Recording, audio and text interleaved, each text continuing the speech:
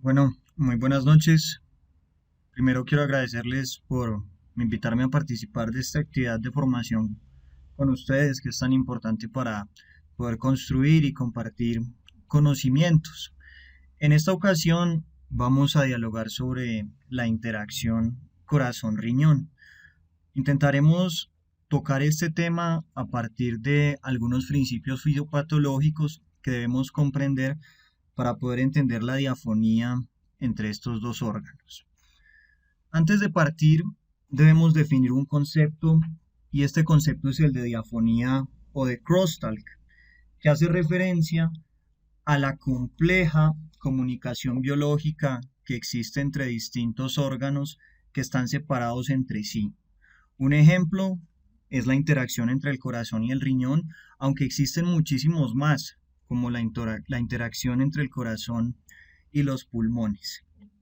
Para la realización de esta charla nos fundamentaremos principalmente en el texto de Cuidados Intensivos de Nefrología de Claudio Ronco y en una revisión narrativa de Fuertes Geniali publicado en el año 2023 en el Clinical Kidney Journal. Ahora, cuando nosotros extrapolamos la interacción corazón-riñón hacia un ámbito clínico, es elemental que hablemos sobre el síndrome cardiorrenal. El síndrome cardiorrenal hace referencia a un grupo de trastornos que pueden ser agudos o crónicos, en los cuales un compromiso del corazón o un compromiso del riñón lleva a un deterioro del otro órgano. Y en este orden de ideas, la literatura describe 5 tipos de síndromes. El síndrome cardiorrenal tipo 1, donde un deterioro agudo de la función cardíaca produce un daño o una disfunción renal aguda. Un síndrome cardiorrenal tipo 2, donde anomalías crónicas de la función cardíaca llevan a una disfunción renal crónica. Un síndrome cardiorrenal tipo 3, donde un deterioro agudo de la función renal lleva a un deterioro agudo de la función cardíaca. Un síndrome cardiorrenal tipo 4, donde anomalías crónicas de la función renal llevan a una enfermedad cardíaca. Y un síndrome cardiorrenal tipo 5, donde condiciones sistémicas, por ejemplo, un choque distributivo, prototípicamente un choque séptico, llevan a una disfunción conjunta del corazón y del riñón. El síndrome cardiorrenal más frecuente a nivel intrahospitalario es el síndrome cardiorrenal tipo 1, seguido del síndrome cardiorrenal tipo 2, y en el contexto de la unidad de cuidados intensivos, uno de los principales síndromes cardiorrenales es el síndrome cardiorrenal tipo 5. Durante esta charla haremos referencia principalmente a estos 3 subtipos de síndromes. Cuando nosotros hablamos del síndrome cardiorrenal tipo 1, también conocido como síndrome cardiorrenal agudo, debemos mencionar que según el consenso de ATKI del año 2010, ocurren aproximadamente el 25 al 33% de los pacientes que se encuentran en un nosocomio como secuela de un diagnóstico de una insuficiencia cardíaca aguda.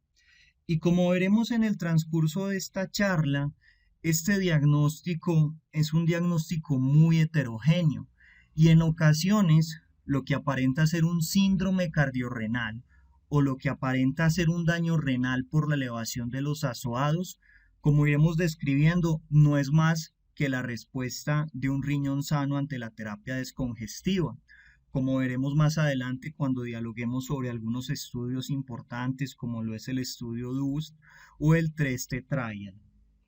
El síndrome cardiorrenal trae varias consecuencias o implicaciones tanto para el diagnóstico del paciente como para el pronóstico y el manejo del mismo.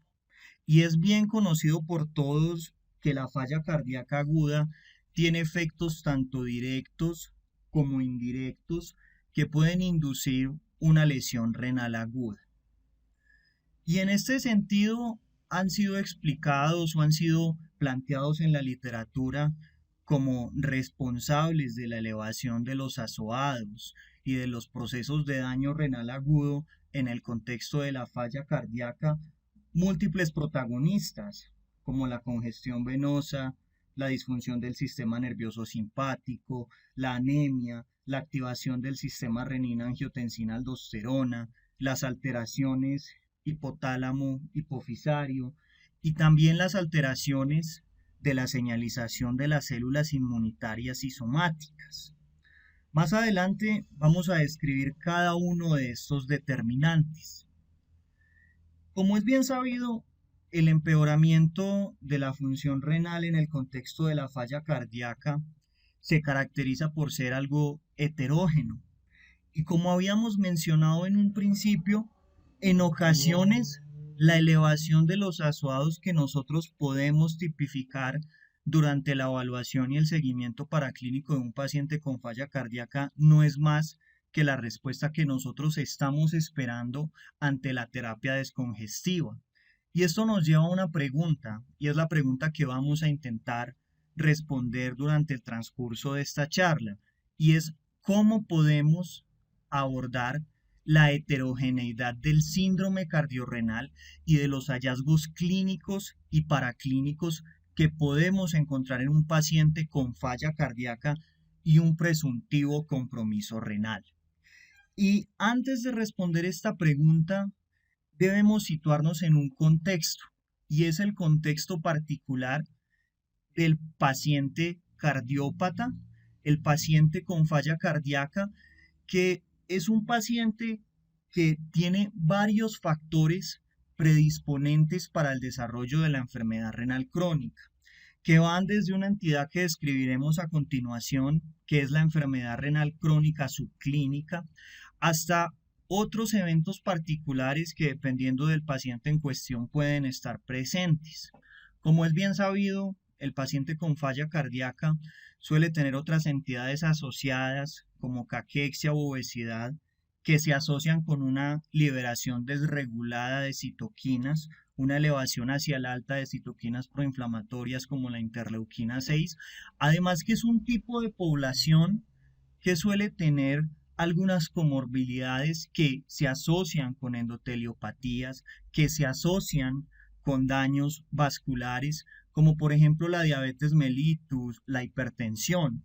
Además, el paciente con falla cardíaca también puede tener otro tipo de alteraciones que pueden empeorar los daños renales, como por ejemplo la anemia, al disminuir el aporte de oxígeno hacia los órganos diana.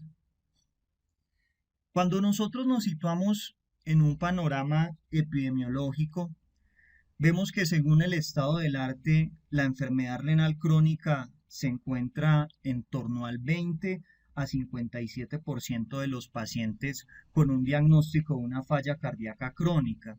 Y en el contexto de la insuficiencia cardíaca aguda, la enfermedad renal crónica se encuentra presente en el 30 a 67% de la población. Y según el estudio Heart Pilot Survive, la enfermedad renal crónica es la enfermedad más frecuente en la población con falla cardíaca, encontrándose presente en un 41% de la población. Además, aproximadamente entre el 10 al 40% de los pacientes hospitalizados en el contexto de una insuficiencia cardíaca aguda tienen cambios en la función renal. Y eso nos lleva entonces a hacernos varias preguntas. ¿Cuándo nosotros consideramos que una elevación en los azoados se asocia con daño renal? Entonces, para poder responder esta pregunta, debemos tener varias consideraciones. Y la primera consideración que debemos tener en cuenta es el tiempo de aparición. Y esto se fundamenta en los trabajos elaborados por el equipo de Takaya. El equipo de Takaya demostró que el tiempo de aparición de la elevación de los azoados se asociaba con mayor o con menor mortalidad. En el trabajo que les estoy comentando, se describe que las elevaciones que ocurren durante los primeros 5 días de hospitalización se asocian con una menor mortalidad en relación a la elevación de los azoados que ocurre luego de 5 días. ¿Por qué? La razón principal de esto es que los cambios en los azoados durante los primeros 5 días se asocian con alteraciones subclínicas paulatinas. Y esto nos lleva a un término que habíamos mencionado hace un momento, y era el de enfermedad renal crónica subclínica del paciente con falla cardíaca.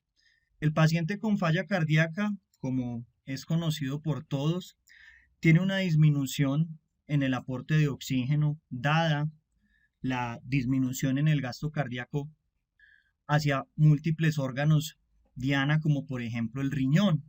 Y el riñón, al verse sometido a este estrés constante, desarrolla una enfermedad renal crónica que no se objetiviza por la elevación de los azoados, pero que sí puede encontrarse cuando se realizan pruebas de estrés renal. Ahora, cuando el paciente con falla cardíaca experimenta una agudización, la lesión renal se hace evidente con elevación de los azoados. Y eso es lo que ocurre cuando los cambios se generan en los 5 primeros días. Y usualmente esa elevación paradójica de los azoados, cuando se empieza la terapia con diuréticos, luego de tener una elevación inicial, empieza a ir hacia el descenso. Pero el estudio de Takaya que les estoy comentando mostró que cuando la elevación de los azoados ocurre luego del día quinto, se asocia con cambios hemodinámicos más severos, y esos cambios hemodinámicos más severos se asocian con una mayor mortalidad. Si nosotros vamos a tratar el tema de deterioro de la función renal en el contexto de la falla cardíaca o de falla renal aguda en el paciente con falla, debemos tener en cuenta varios términos y varias definiciones, porque según la definición que estemos empleando, va a variar la proporción de lesiones renales documentadas. Y cuando nosotros revisamos la literatura, se plantean varias definiciones para poder hablar de un empeoramiento de la función renal o para hablar propiamente dicho de una falla renal aguda. Algunas de las definiciones que se proponen para hablar de un deterioro de la función renal son disminuciones en la tasa de filtración glomerular de 20% en adelante o de 25% en adelante en relación a la línea de base. Otros autores emplean la cistatina C como un marcador y hablan de deterioros de la función renal cuando hay un incremento superior a 0.3 miligramos decilitro. Otros autores utilizan la creatinina para definir como tal un empeoramiento de la función renal, utilizando también puntos de corte que pueden ir desde 0.3 miligramos decilitro a 0.5 miligramos por decilitro, u otras definiciones como una elevación de 1.5 veces en relación a el valor de la línea de base que manejaba el paciente en relación a los valores de creatinina. Otros autores hablan de incrementos superiores al 25% o elevaciones de la creatinina superiores a 2 miligramos por decilitro. De igual forma, también debemos tener en consideración las distintas definiciones que se han publicado para poder definir una falla renal aguda, que van desde las definiciones de Cadigo hasta las definiciones de Akin o Rifle, que han ido evolucionando en el tiempo. Es importante también mencionar que nosotros, cuando nos encontramos ante un paciente con falla cardíaca, con una elevación de los azoados, debemos preguntarnos si ese empeoramiento de la función renal es un empeoramiento real o es un pseudoempeoramiento. Y para esto nosotros podemos evaluar varios parámetros que van desde la sobrecarga al fluido hasta la respuesta al manejo con diuréticos, entre otras características. El paciente que experimenta un deterioro real de la función renal es un paciente que en el examen físico, según plantea Fuertes Keniali y su equipo en la revisión narrativa que publicaron en Clinical Kidney Journal, tiene una congestión leve, una redistribución de fluidos y suele encontrarse hipoperfundido, mientras que el paciente que tiene una pseudo alteración de la función renal o un pseudoempeoramiento de la función renal, es un paciente que clínicamente lo podemos encontrar con una congestión severa. En relación al curso clínico y la respuesta al manejo, el paciente que tiene un verdadero deterioro de la función renal en el contexto de una falla cardíaca es un paciente que tiene una congestión persistente que empeora con el tiempo, mientras que el paciente que tiene un pseudo deterioro de la función renal es un paciente que una vez se instaura el manejo empieza a resolver su congestión. En relación a la función renal de base y los cambios, el paciente que tiene un verdadero deterioro de la función renal es un paciente que va a experimentar elevaciones superiores al 50% de la creatinina basal. Este punto de corte que les estoy comentando proviene del estudio ADVOR, como describiremos más adelante. Tiene elevaciones de la creatinina por encima de 3 miligramos por decilitro, disminuciones en la tasa de filtración glomerular al menos un 10% más en relación a la tasa de filtración glomerular que tenía de base, mientras que el paciente que tiene un pseudo deterioro es un paciente que va a tener pequeños cambios en relación a la elevación de la creatinina, cambios que usualmente no superan los 0.3 miligramos decilitro. Como habíamos mencionado, el paciente que tiene un deterioro real de la función renal es un paciente que en general tiene una elevación de los azoados luego de 5 días desde los que ha ingresado al hospital, mientras que el paciente que tiene un pseudo deterioro usualmente empieza a experimentar una elevación de los azoados en los primeros 4 días. En relación a la etiología del verdadero deterioro de la función renal usualmente se debe a hipoperfusión o agentes nefrotóxicos, al igual que el pronóstico es más sombrío, mientras que cuando hablamos de un pseudo deterioro de la función renal, usualmente la etiología es secundaria a la congestión venosa, a la terapia diurética, como iremos describiendo, o a la administración de algunos fármacos que generan una elevación paradójica de los azoados que posteriormente se yugula y ingresa a un margen de normalidad, como por ejemplo los inhibidores del SGLT2 o los ARNI. En cuanto al pronóstico, el pronóstico del pseudoempeoramiento de la función renal es un pronóstico que es positivo porque no necesariamente esa elevación de los azoados está expresando un daño real. En el caso particular de los diuréticos, la elevación de los azoados secundario al inicio de la terapia con diuréticos es consecuencia como tal de la eliminación de un solvente que es el líquido y la acumulación de un soluto, que en este caso particular serían los azoados, pero realmente no está expresando como tal un daño de la función renal. Cuando nosotros sospechamos de verdadero empeoramiento de la función renal, en la literatura que aborda el síndrome cardiorrenal, no existe un número determinado que sea aceptado por toda la comunidad académica, pero se han propuesto varios puntos de corte, como habíamos mencionado en la diapositiva previa.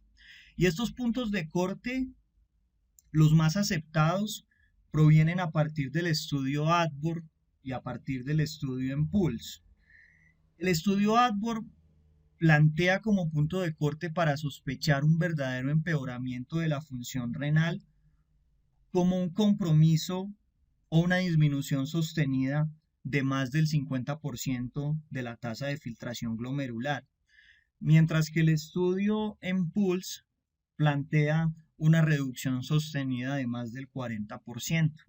El estudio ADVOR fue un estudio que evaluó el rol de la acetazolamida asociada a diuréticos de ASA en los pacientes con falla cardíaca congestiva en relación al manejo de descongestión. Y el estudio ADVOR encontró con una muestra de 519 pacientes, los cuales se aleatorizaron a dos grupos, un grupo en el cual se utilizó acetazolamida, que fueron 256 pacientes, y un grupo en el cual solamente se utilizaron los diuréticos de ASA, que fueron 259 pacientes, el estudio Adbor encontró que el 42.2% de los pacientes del grupo de acetazolamida con diuréticos versus el 30% de los pacientes que solamente habían recibido manejo con diuréticos de ASA lograron una descongestión exitosa. Y el estudio en PULSE fue un estudio que se realizó con 530 pacientes con diagnóstico de insuficiencia cardíaca aguda de novo o insuficiencia cardíaca crónica descompensada, que evaluó el rol de la empagliflozina en relación a muerte, número de eventos de exacerbación de la falla cardíaca o tiempo hasta la aparición de una descompensación. Y este estudio encontró un claro beneficio de la utilización de los ISGLT2 para el manejo de los mismos.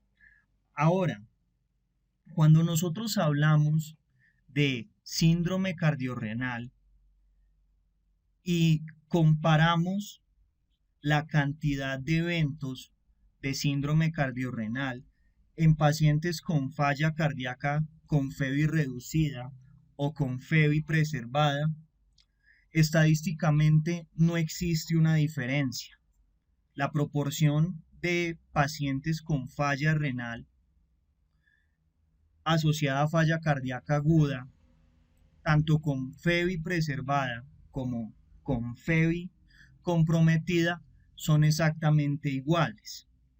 Y la fisiopatología del daño renal en el contexto de la falla cardíaca depende de múltiples factores que, como vemos en esta imagen, son factores tanto hemodinámicos como no hemodinámicos.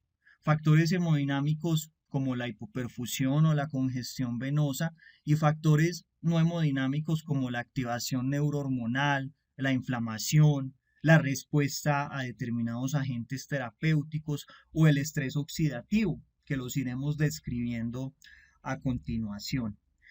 En relación a la perfusión, que es un parámetro muy importante, cuando nosotros hablamos de la perfusión renal, debemos recordar que el gasto cardíaco en el contexto de la falla cardíaca se reduce y esa reducción va a llevar a una activación del sistema renina-angiotensina-aldosterona. Y esa activación del sistema renina-angiotensina-aldosterona lleva a un aumento en la liberación de vasopresina con el objetivo de poder preservar la tasa de filtración glomerular. Y estos mecanismos que inicialmente intentan preservar el gasto cardíaco, intentan mantener la perfusión de los tejidos, a la larga empiezan a generar consecuencias. Y esas consecuencias son, por ejemplo, la fibrosis, la apoptosis o la remodelación ventricular, además también de la fibrosis cardíaca y la fibrosis renal, que son fenómenos que vamos a describir a mayor detalle a continuación. Además, también vale la pena mencionar unos estudios que nos muestran que el otro extremo de la falla cardíaca también van a ser pacientes que van a presentar empeoramientos de su función renal. Y esto quedó constatado en dos estudios que pueden ver en pantalla. Un estudio elaborado por Mullens y su equipo, que tuvo en total 145 pacientes con falla cardíaca aguda, y este estudio encontró que los pacientes con falla cardíaca, cuando tenían un índice cardíaco muy alto, iban a tener un mayor riesgo de desarrollar daño renal. Y el estudio que vemos abajo fue un estudio elaborado por Hamburg y encontró que los índices cardíacos muy elevados también se asociaban con una mayor disminución de la tasa de filtración glomerular en los pacientes con diagnósticos de falla cardíaca. La presión arterial también es otro componente muy importante que debemos mencionar cuando hablamos de la fisiopatología del síndrome cardiorrenal. En pantalla podemos apreciar el estudio PRERELAX HF, que fue un estudio que tuvo como objetivo evaluar el rol de la relaxina en el manejo de los pacientes con insuficiencia cardíaca aguda. Este estudio, aunque no es el objetivo que nos atañe en este momento exacto, encontró que cuando la relaxina se administraba a los pacientes con una presión arterial normal o alta, se asociaba con una mejoría de la disnea. Pero este no es el parámetro del estudio que nos interesa en este momento. ¿Qué es lo que nos interesa de este estudio en relación a la fisiopatología del síndrome cardiorrenal? Este estudio encontró que las caídas en la presión arterial sistólica por encima de 20 milímetros de mercurio durante las primeras 48 horas de hospitalización en los pacientes con falla renal aguda se asociaban con un mayor riesgo de daño renal. Este fue un estudio que se hizo con 234 pacientes. El paciente con falla cardíaca es un paciente que debido al compromiso en la contractilidad y a su compromiso en la inotropía, empieza a manejar unas presiones auriculares derechas y unas presiones venosas centrales elevadas. Y se ha encontrado que las elevaciones en la presión venosa central tienen un efecto significativo sobre la tasa de filtración glomerular. Y no solamente las presiones venosas centrales elevadas se asocian con un empeoramiento significativo de la tasa de filtración glomerular. También las elevaciones en la presión intraabdominal impactan negativamente la tasa de filtración glomerular. En la literatura definen elevaciones significativas de la presión intraabdominal como elevaciones superiores a 8 milímetros de mercurio. Y estos fenómenos que les estoy describiendo, ¿por qué se dan?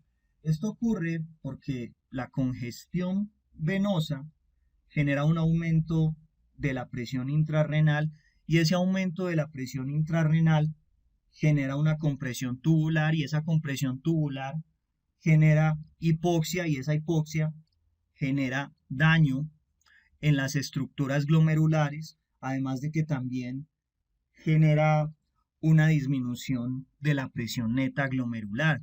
Y esto que les estoy describiendo es acuñado por Boersma y colaboradores en un término que se conoce como taponamiento renal. Y el taponamiento renal básicamente describe las interacciones que hay entre la PVC, la presión intraabdominal, también la presión intrarrenal y el deterioro de la tasa de filtración glomerular.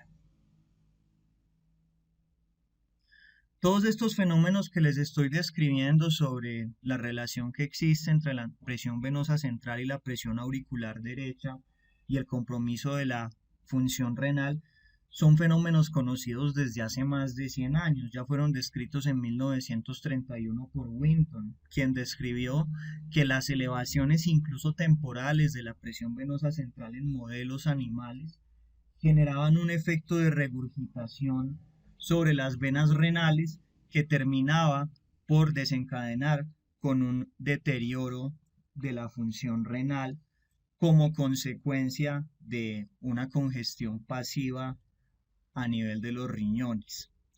También es conocido que múltiples agentes farmacológicos pueden desencadenar un deterioro de la función renal y algunos ejemplos son el contraste yodado, la vancomicina, los aminoglucósidos, los ARA2, los IECA y otros agentes que pueden generar un compromiso paradójico pero no real sobre la tasa de filtración glomerular, como por ejemplo los ISGLT2 o los diuréticos de ASA.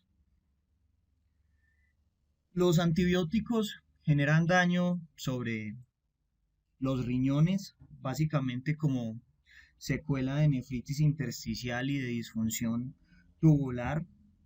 Los contrastes yodados generan básicamente el compromiso por toxicidad directa y otros tipos de medicamentos como los diuréticos no generan realmente un daño sobre la función renal, sino que simplemente diluyen el solvente, que en este caso es el agua, y generan ese efecto paradójico en los paraclínicos, que es una elevación de la creatinina, que es una elevación de la creatinina que realmente no es indicativa de daño renal.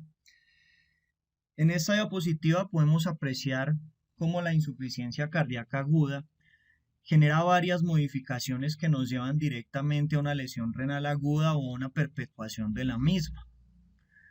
Empezando por una disminución relativa del gasto cardíaco que genera una alteración en el llenado arterial, disminuyéndolo, y esto genera una activación del sistema nervioso simpático, del sistema renina-angiotensina-aldosterona, aumenta la liberación de vasopresina y de endotelina.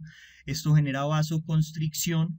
Esa vasoconstricción genera una presión de perfusión disminuida a nivel renal que perpetúa o ocasiona la lesión renal aguda. Adicionalmente, la disminución relativa del gasto cardíaco también genera una afectación de la autorregulación renal que hace que el paciente tenga un aumento de la susceptibilidad para poder desarrollar una lesión renal aguda. También, mediante los mecanismos de congestión venosa que hemos estado describiendo, puede generar un aumento de la presión venosa intrarrenal, y ese aumento de la presión venosa intrarrenal es capaz de generar una compresión en las estructuras del parénquima renal, y esto también nos puede llevar finalmente al desarrollo de daño tubular. Por otro lado, como hemos estado describiendo, los pacientes con falla cardíaca crónica son individuos que de manera continua experimentan episodios subclínicos de lesión renal aguda. Y esos episodios subclínicos pueden ser secundarios a situaciones ante las cuales se pueden ver expuestos en su vida común.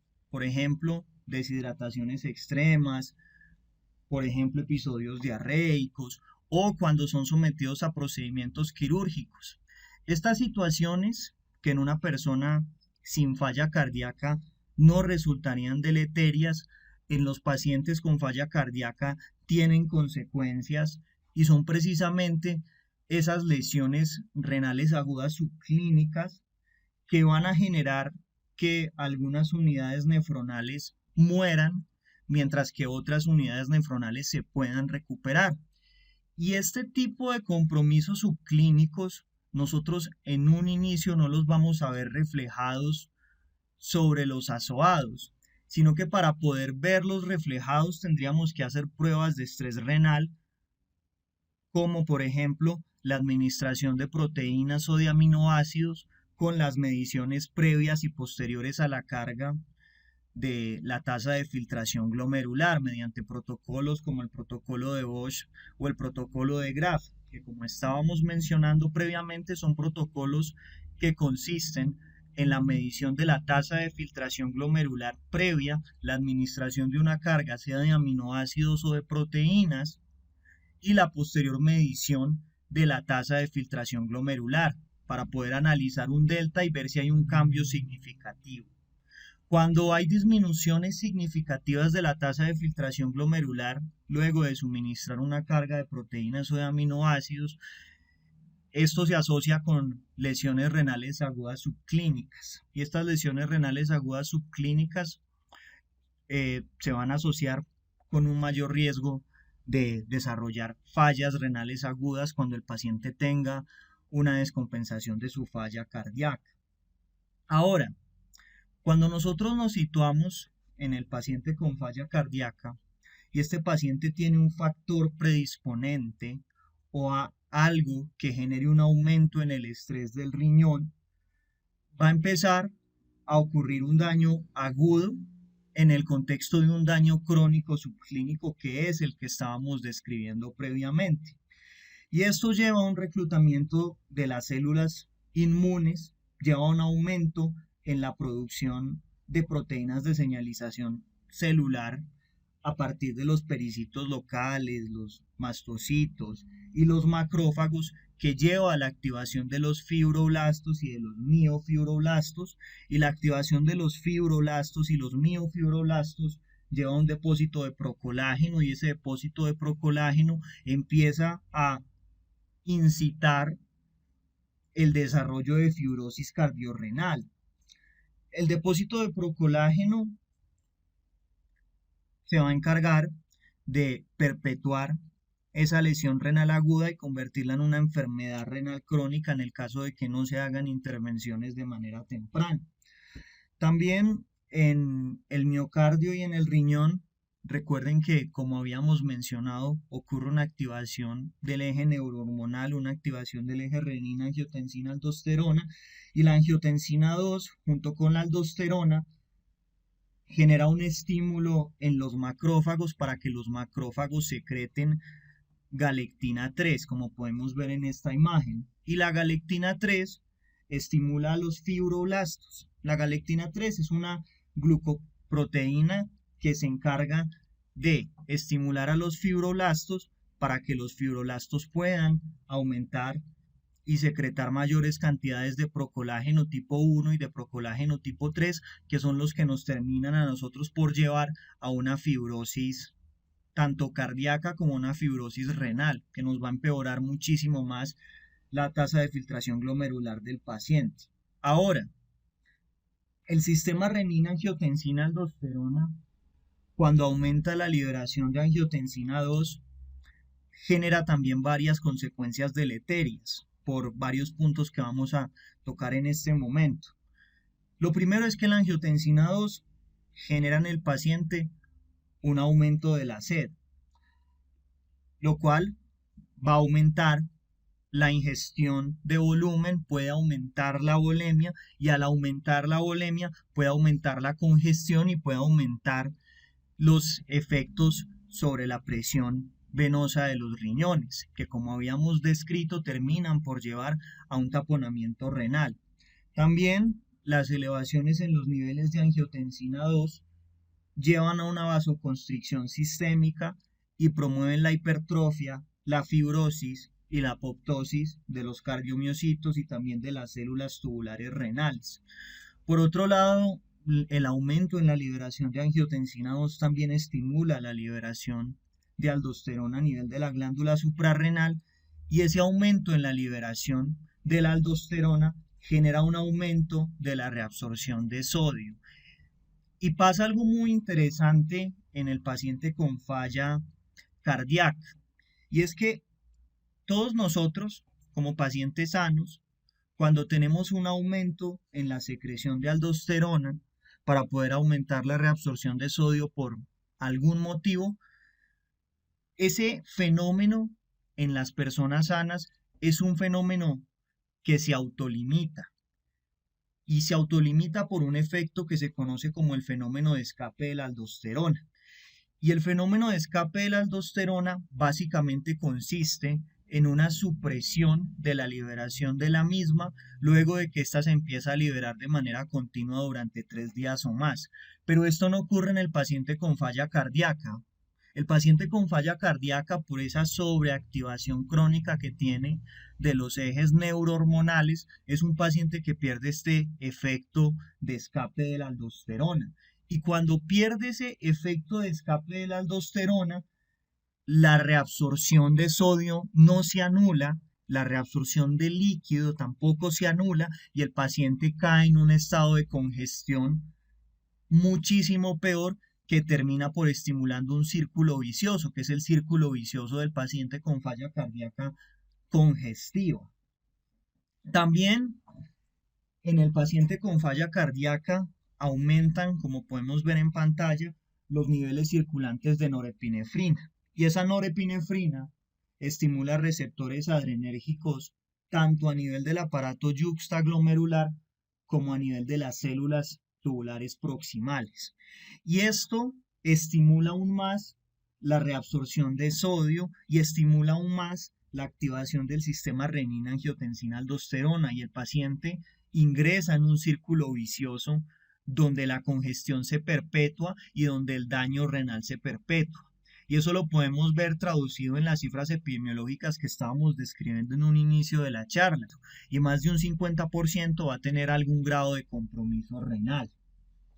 También debemos mencionar que la vasopresina tiene otros efectos deleterios, y es que la vasopresina puede estimular receptores V1 y receptores V2. Y cuando estimula los receptores V1, aumenta la resistencia vascular sistémica y cuando estimula los receptores V2 que se encuentran a nivel del conducto colector, es capaz de aumentar la reabsorción de agua y también tiene un efecto que consiste en el aumento de las cantidades de nitrógeno ureico que tenemos en sangre. Bueno, también debemos mencionar que los pacientes con falla cardíaca se encuentran en un estado de inflamación subclínica. Y recordemos a grandes rasgos que la inflamación se conforma clásicamente por cuatro componentes. Un componente celular, un componente que es dado por las citoquinas, que sabemos que está desregulado en el paciente con falla cardíaca per se. Un componente que es dado por los anticuerpos y otro componente que es dado por el sistema de complemento.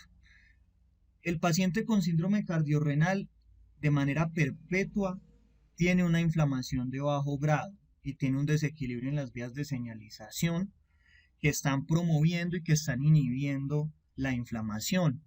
En pantalla vemos un trabajo que fue realizado por Levine y Coles en el año 1990 y ya desde los 90 se sabía que los pacientes con falla cardíaca tienen niveles elevados del factor de necrosis tumoral alfa. Posteriormente, Murugan y Coles mostraron también que los pacientes con falla cardíaca tienen per se niveles circulantes elevados de interleuquina 6, de interleuquina 1, y esos niveles circulantes de interleuquina 6 e interleuquina 1 que Murugan y colaboradores describieron que se encuentran elevadas en los pacientes con falla cardíaca son directamente proporcionales al grado de compromiso o de daño cardíaco y renal que pueda tener el paciente. Por otro lado, los pacientes con falla cardíaca tienen un aumento en la expresión de los receptores tipo TOLS. Y esto se correlaciona mucho con un concepto que vamos a tratar a continuación, que es el de endotoxemia. Entonces, volvamos a mencionar algo que ya habíamos tratado. El problema básico del paciente con falla cardíaca es un problema en la contractilidad, es una disminución en la inotropía. Estos pacientes, de manera prototípica, tienen una disminución en el aporte de oxígeno a los tejidos. Habíamos mencionado que esto se asociaba con daño en los órganos blancos. Cuando nosotros nos situamos a nivel gastrointestinal, vemos que el paciente con falla cardíaca tiene una disminución en la perfusión de todos los órganos del sistema gastrointestinal. Ellos tienen una desviación del flujo a nivel esplácnico y esa desviación del flujo termina por llevar a estos pacientes a un estado donde continuamente aparecen zonas de isquemia en las vellosidades intestinales. Y esas zonas de isquemia generan un aumento en la permeabilidad paracelular y ese aumento en la permeabilidad paracelular se asocia con translocación continua de microorganismos gram negativos y con una liberación hematógena de endotoxinas como por ejemplo lipopolisacáridos. Y es precisamente por esa endotoxemia subclínica que tienen los pacientes que el paciente con falla cardíaca de manera natural va a tener un aumento en la cantidad de los receptores tipo TOL, puntualmente en la cantidad de los receptores tipo TOL4. Esta endotoxemia sistémica que estos pacientes están experimentando de manera continua se asocia con un aumento en la cantidad circulante de óxido nítrico y también con un aumento en la cantidad circulante de GMP cíclico. Se asocia con un aumento en las cantidades circulantes de TNF-alfa, de interleuquina 1, de interleuquina 6 y todos estos fenómenos que les estoy describiendo se asocian también con alteraciones o con desequilibrio en los miocitos, en la cantidad de calcio intracelular. Y esta disminución o esta alteración en la cantidad de calcio intracelular en el miocardio se asocia con una disminución en la actividad mitocondrial, y esa disminución en la actividad mitocondrial, que es causada por la endotoxemia sistémica o la endotoxemia subclínica, se asocia con un aumento en la actividad de las metaloproteinasas, y ese aumento en la actividad de las metaloproteinasas se asocia con una cardiosupresión y con una disminución de la respuesta adrenérgica por parte de la célula miocárdica. Todo esto termina por llevar a una perpetuación de el circuito fisiopatológico que hemos estado describiendo, que termina por llevar a un daño renal agudo y a un daño renal crónico. En la falla cardíaca también hay otro componente importante que debemos mencionar, y es que el paciente en falla cardíaca en general se encuentra en un estado donde hay una continua liberación de especies reactivas de oxígeno, como podemos apreciar en estos ejemplos, que pues la liberación de, de especies reactivas se explica a través de las dos ecuaciones que vemos acá, que son la ecuación de Haber-Weiss y la ecuación de Fenton. Como ustedes pueden ver, estas ecuaciones requieren oxígeno, agua, hidrógeno, y requieren un catalizador, que el catalizador en general es el hierro o es el cobre. Lo que se propone en la literatura es que el hierro sirve como principal agente que estimula el estrés oxidativo. Y los pacientes cardiópatas, los pacientes que tienen, por ejemplo, una cardiopatía isquémica, una liberación de hierro lábil mal ligado permite que se libere peróxido de hidrógeno y que se generen radicales libres cuando el hierro pasa, como podemos ver en esta imagen de acá, desde óxido de hierro a trióxido de hierro, que es el Fe3 o el hierro 3 que vemos acá. Ahora, el organismo tiene formas de defenderse de todos estos fenómenos fisiopatológicos que hemos descrito. Por ejemplo, el cardiomiocito puede producir péptidos natriuréticos con el objetivo de generar una vasodilatación para disminuir esa elevación de las resistencias vasculares sistémicas que hemos estado describiendo, y también para promover la diuresis con el objetivo de disminuir esa hipervolemia y ese efecto de congestión que se está generando. Además, también el riñón puede producir algunas proteínas contrarreguladores con el objetivo de reducir las lesiones renales, como por ejemplo la lipocalina asociada a la gelatinasa de neutrófilos, o como por ejemplo la siderocalina.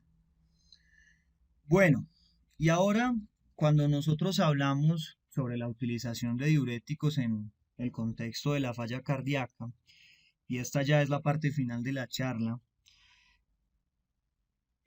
quiero que partamos hablando sobre la posición que tiene el Colegio Europeo de Cardiología sobre el uso de diuréticos. Y quise citar este pequeño párrafo que es extraído precisamente del documento que vemos en pantalla. Y lo quise citar porque ustedes en la práctica pueden ver que muchos médicos son reacios a utilizar diuréticos en los pacientes con falla cardíaca y compromiso renal, porque tienen una falsa percepción de que los diuréticos van a generar un empeoramiento de la función renal.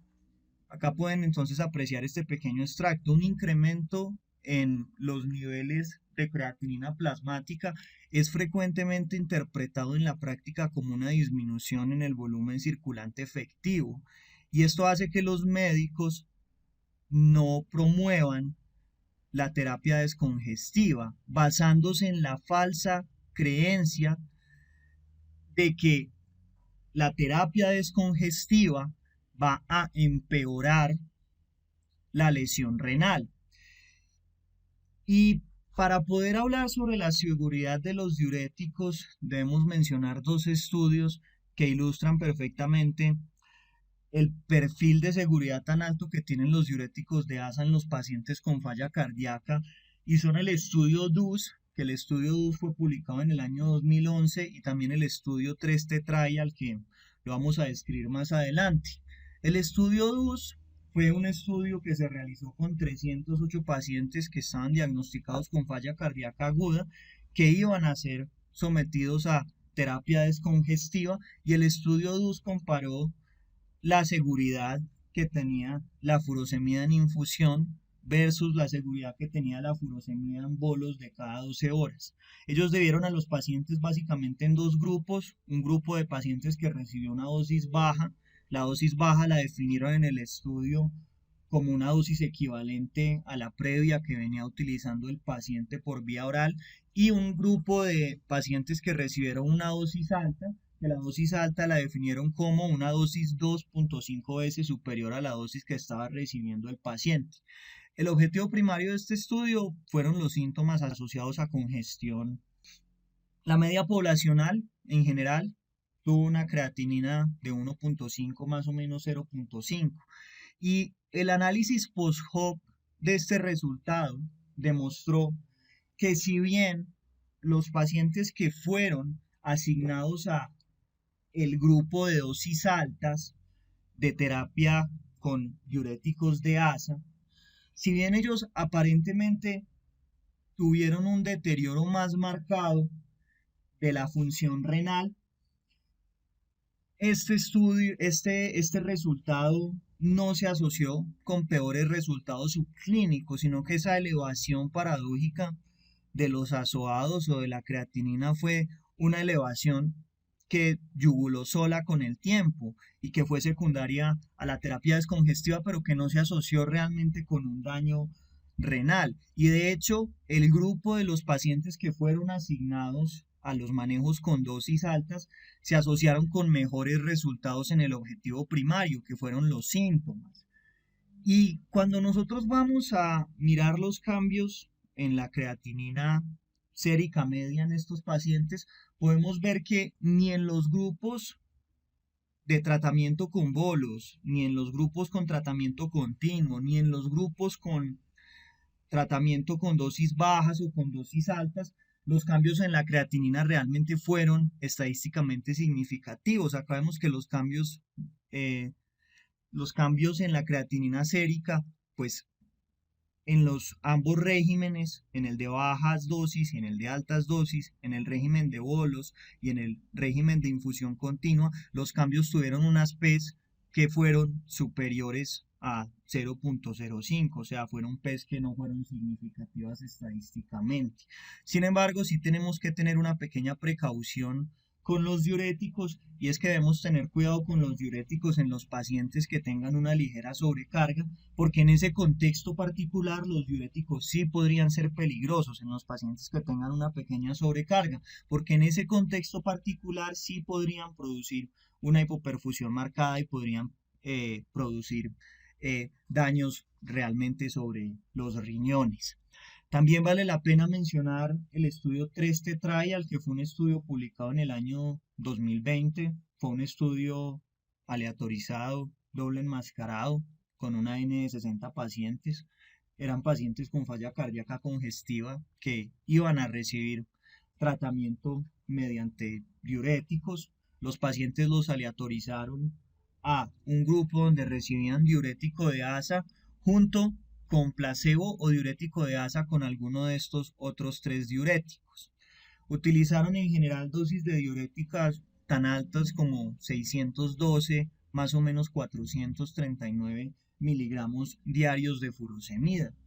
Y lo interesante de este estudio es que cuando nosotros miramos, acá podemos apreciar donde tengo el cursor, las creatininas séricas basales con las cuales ingresaron los pacientes, y aquí podemos apreciar los cambios en los niveles de creatinina que tuvieron luego de que pasaron 48 horas con el tratamiento diurético, y podemos apreciar cómo en los distintos grupos y en general en toda la población del estudio los cambios séricos en los niveles de creatinina fueron más o menos de 0.3, más o menos 0.3, o sea que fueron cambios que realmente fueron pequeños.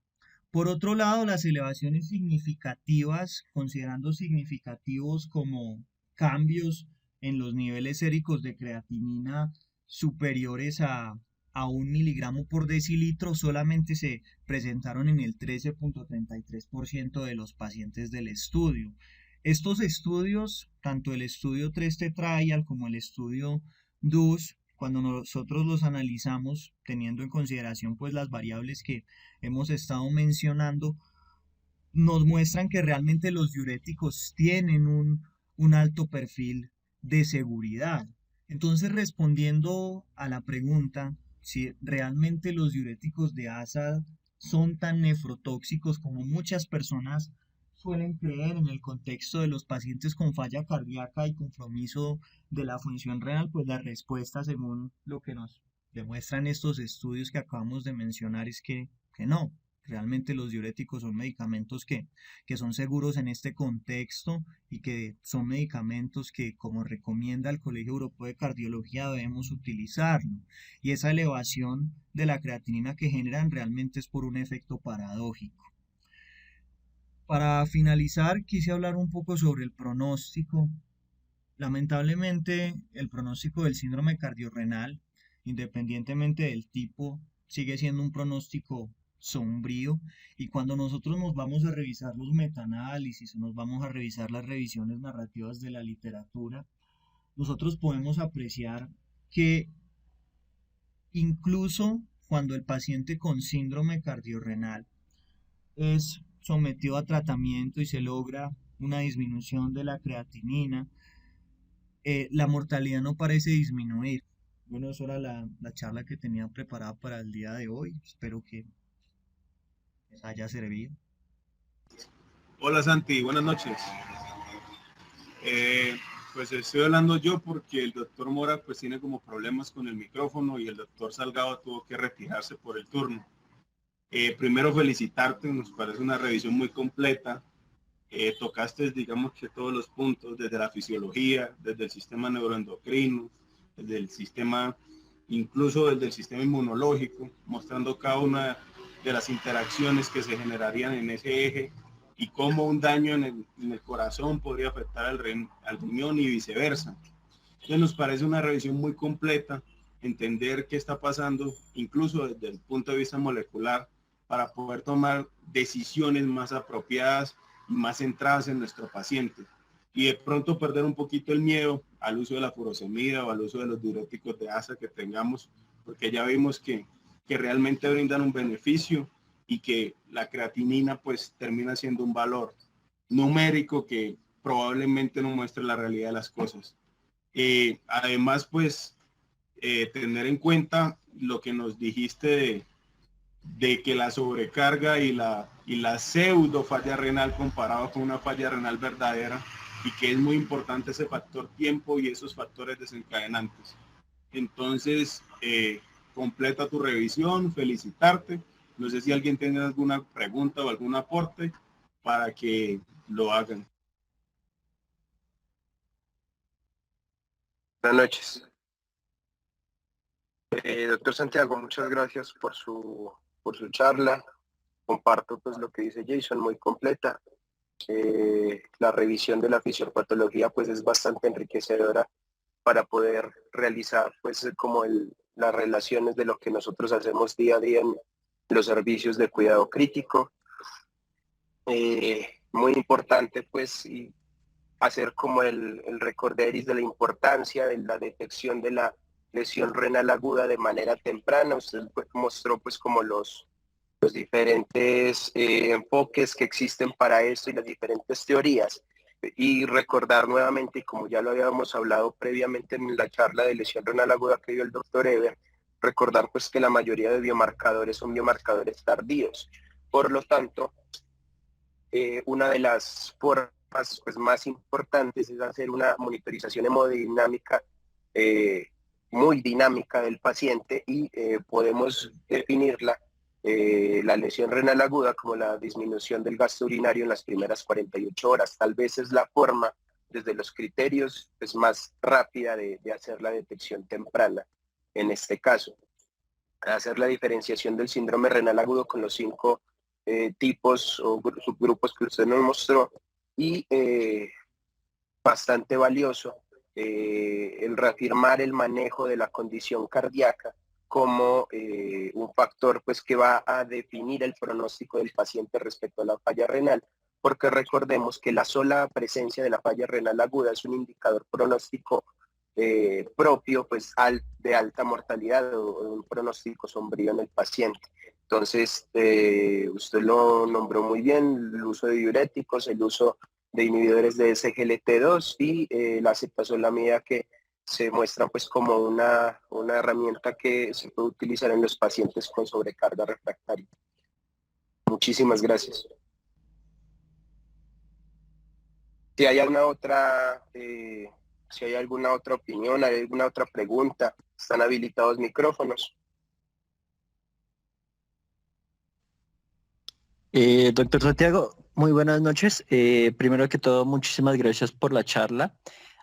Mi consideración con respecto o la pregunta que tengo es, en muchas ocasiones también el síndrome cardiorrenal lo manifiestan o lo determinan inclusive como una condición asociada a un choque cardiogénico, una manifestación de un choque cardiogénico, y los que defienden precisamente el uso del no diurético, sino el inicio de inclusive inotrópicos en el contexto de estos pacientes de manera temprana, pues dándolo más como el contexto del manejo del choque cardiogénico y de ahí la mortalidad de los mismos. No sé usted qué consideración tiene con respecto también a las diferentes escuelas que manejan esta postura. Pensaría que lo primero más importante cuando nosotros hablamos del síndrome cardiorrenal en el contexto del paciente con falla cardíaca es que nosotros debemos considerar también que existen dos tipos de congestión, ¿cierto? Existe una congestión intravascular y existe una congestión extravascular. Eso fue descrito en una revisión narrativa que publicaron en Nature en el año 2020. Y nosotros podemos tener un paciente que tenga una congestión extravascular sin que necesariamente tenga una congestión intravascular. Cuando la utilización de diuréticos es indicada, cuando el paciente tiene una congestión intravascular, porque en ese momento es cuando el paciente desarrolla una nefropatía congestiva. Pero nosotros perfectamente podemos tener un paciente que esté congestionado extravascularmente, que nosotros en el examen físico lo veamos edematizado, pero que sea un paciente que realmente tiene una baja volemia y en el cual nosotros realmente tenemos que hacer una optimización del gasto cardíaco y de la contractilidad sobre la eliminación de los líquidos, por lo mismo que te estoy describiendo, por lo mismo que estoy comentando. Y es que precisamente el paciente no, en ese caso particular, no se beneficia de la depresión de volumen porque a nivel intravascular ya está depletado, a pesar de que extravascularmente se encuentre congestionado. No sé los otros doctores qué piensen respecto a ese tema. Muy buenas noches. Primero, muchas gracias al doctor Santiago, muy buena presentación, muy buena revisión. Pienso que cuando uno revisa el tema y se desarrolla esa entidad, este síndrome cardiorrenal, es muy importante tener en cuenta en ese tipo 1, que es además el más frecuente, la causa subyacente, porque no todo o no siempre el manejo va a ser igual a síndrome cardiorrenal, igual a diurético. Obviamente es muy importante y hace parte del manejo, pero hay que resolver la causa subyacente. Y si el síndrome cardiorrenal es secundario a un infarto agudo de miocardio, una insuficiencia cardíaca, a un choque cardiogénico secundario pues a un infarto, hay que manejar, hay que darle manejo a esa causa directa para poder resolver el síndrome cardiorrenal, porque si no, pues realmente no vamos a solucionarlo. Ese era el aporte, muchas gracias. Muy bien, creo que es clara la respuesta del doctor Santiago y del doctor Francisco. ¿Hay alguna otra pregunta, alguna otra observación? Bueno, siendo justos con el tiempo, entonces damos por terminada la charla.